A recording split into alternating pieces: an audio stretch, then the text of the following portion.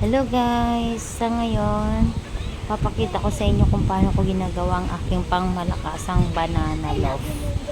Kasi dahil magde-December na, kaya back to business ulit sa ating banana loaf. Sa paggawa po guys ng banana loaf, kailangan po natin ng 3 cups sifted APF or all-purpose flour, 3 teaspoon ng baking soda, 3 teaspoon ng baking powder, and 2 teaspoon ng salt. Kailangan natin ng 4 pieces na egg, tsaka mga 10 or 8 pieces na banana. And then, kailangan po natin ng vegetable oil. Yan po ang gamit ko na oil guys. So, ayun guys. Ganyan. Pwede natin siyang gamitan ng tinidor sa pagturog ng ating banana guys. Ganyan lang. Ayan.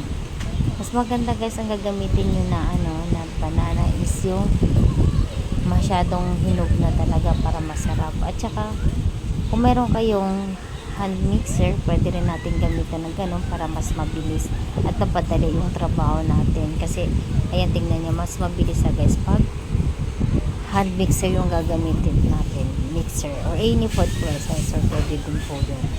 So after that, mag-prepare na naman tayo ng wet ingredients.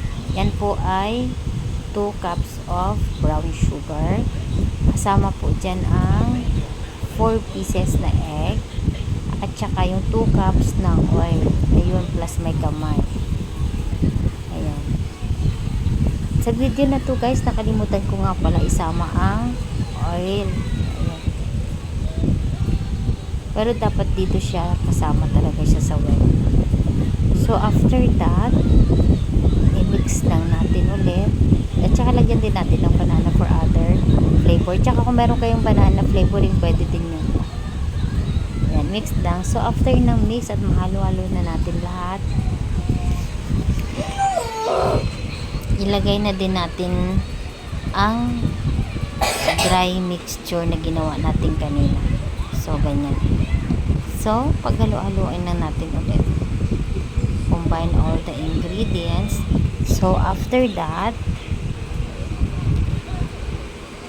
pwede na natin ilagay yung dinurog natin na banana.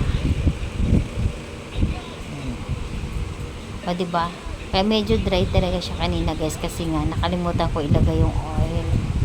Kaya dito ko na siya ilalagay. Hahabol ko na lang. So nilagyan ko na lang muna, ayan, nalo ko na guys yung dinurog natin na banana. Ayan. So diba dry? Ayan, dito ko na ilalagay yung oil kasi nga nakalimutan ko siya ihalo kanina doon sa wet mixture. Ayan. Okay, nabol ko na lang siya. Pero, hindi naman nag-effect yung texture niya or mixture niya. Kahit nahuli ko na nailagay yung oil. So, after this, after natin mahalo-halo lahat, paghaluin natin ng maputi, andyan na rin yung banana na dinurog natin kanina. So magpe-prepare tayo ngayon ng gagamitin natin na loaf pan. Ayun. Ito guys. Yung gamit ko is aluminum loaf pan. Bakit ko nga pala siya tinitimbang? Yan guys, tinitimbang ko talaga siya kasi pang benta ko po ito para pantay at sakto at tama lang yung sukat niya. Hindi susobra dyan sa aluminum foil. Kasi sa ginagamit ko guys. At ngayon guys, may batang umiiyak kasi nga gusto niya siya ang mag voice over. O ayan na. Ano, nakasama na? Hi. So ngayon, naglagay tayo ngayon ng almond flakes tsaka dark chocolate chips sa taas. Ayan. So pagkatapos niyan, ilalagay na natin siya sa oven. O, pantay-pantay yan guys, kaya nga tinimbak ko siya. O, yan, nilagay na sa oven. Nasalita ka na. So after that, ito na yung finished product natin. Charan! Diba? Thank you for watching, guys. Thank you. Oh, thank you ka na. Bye-bye, guys. Ayan ang aming pangmalakasang banana loaf.